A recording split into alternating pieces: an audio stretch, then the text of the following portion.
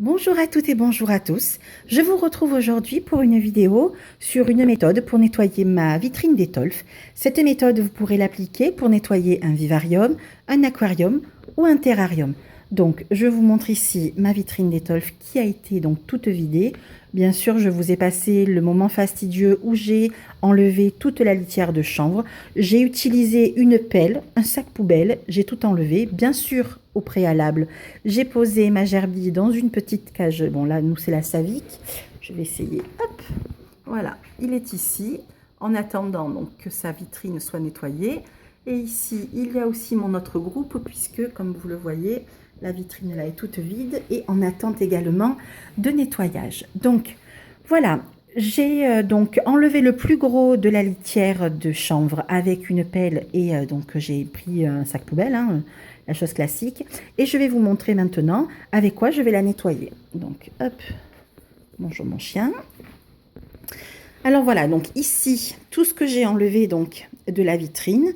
Là, ici, vous voyez un étagère, enfin un étage qui sert normalement à une roue. C'est celle-ci. Avec l'étage, ça ne rentre pas. Moi, ça me sert à rehausser la roue lorsque je la mets dans la détolfe, parce que comme je mets une grande hauteur de chambre, il ne faut pas qu'elle se coince. Donc là, vous voyez les pots en bois, les échelles, les petits cailloux. Là, le pot de terre à bain. Ici, le biberon d'eau et la roue. Et ça, ce sont les deux étages Variera de chez Ikea dont je me sers donc pour leur mettre leur terre à bain et leur biberon d'eau. Donc, pour pouvoir nettoyer correctement ma vitrine d'étolfe, j'utilise un petit aspirateur de table que j'ai acheté d'ailleurs exprès à cet usage. Ça me permet d'enlever le reste de terre à bain et les petites particules de litière qui se cachent dans les rainures. Ensuite, une fois que, comme vous avez vu, tout est vidé, personnellement, j'utilise deux produits. Le premier produit, c'est celui-ci. C'est un, je vous montre bien, c'est du savon noir mou à l'huile d'olive. Alors pourquoi le savon noir mou? Parce que je suis marseillaise, que mes grands-parents, mes parents, et depuis des générations, on utilise le savon noir pour nettoyer notre intérieur. On l'utilise pour plein de choses, dans le jardin, on l'utilise dans les exploitations agricoles pour nettoyer, pour désinfecter le pied des vaches. On l'utilise également pour nettoyer les animaux, ça leur fait un poil doux. Donc voilà, ça c'est ce que j'utilise de temps en temps pour mon sol. Je l'utilise le plus souvent pour le jardin et aussi pour nettoyer mes habitats. Ensuite, il y a ici le vinaigre. C'est du vinaigre d'alcool blanc qui est très intéressant parce qu'il a une multitude d'usages.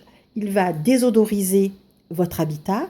Ainsi, par exemple, lorsque vous commencez une cohabitation et que vous devez réutiliser un habitat qui avait déjà été utilisé par des gerbilles, vous passez un grand coup avec du vinaigre blanc et ça enlève toutes les odeurs.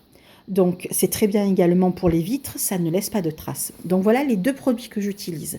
Donc, dans un premier temps, je vais prendre du savon noir et je vais le mettre... Alors, je vais essayer d'ouvrir la boîte ici. Voilà. Donc, je vous montre comment ça se présente, comme ça. C'est une pâte. Donc, ça sent bon l'huile d'olive, hein, moi j'aime ça. Donc, j'en prends l'équivalent d'une cuillère à soupe et je le mets dans ma bassine d'eau et je vais laisser fondre. Alors, je vais vous emmener avec moi pour chercher une cuillère à soupe. Hop, ici, ça c'est bien mieux. Hop, au passage, on dit bonjour à Sneakers et à Bobby. Donc, voilà. Hop, on change de main. Donc, vous voyez, ça fait une grosse pâte qui se présente comme ça. Donc ça fait un peu comme de la mélasse. Donc je prends mon savon noir et je vais le mettre dans de l'eau. Alors là j'ai mis de l'eau tiède. Voilà.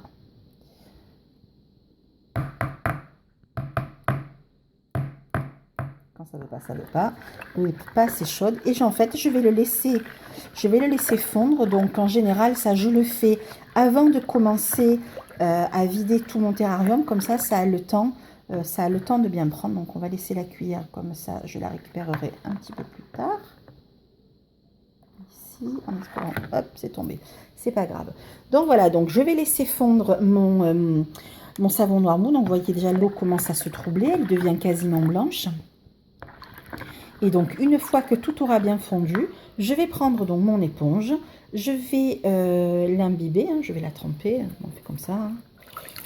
Hop, vous voyez là, le liquide est déjà blanc. Et je vais donc bien nettoyer partout, tout l'habitat. Une fois que j'aurai nettoyé, je vais rincer à nouveau à l'eau tiède. Et quand donc j'aurai tout nettoyé, je vais faire un autre passage avec le vinaigre d'alcool.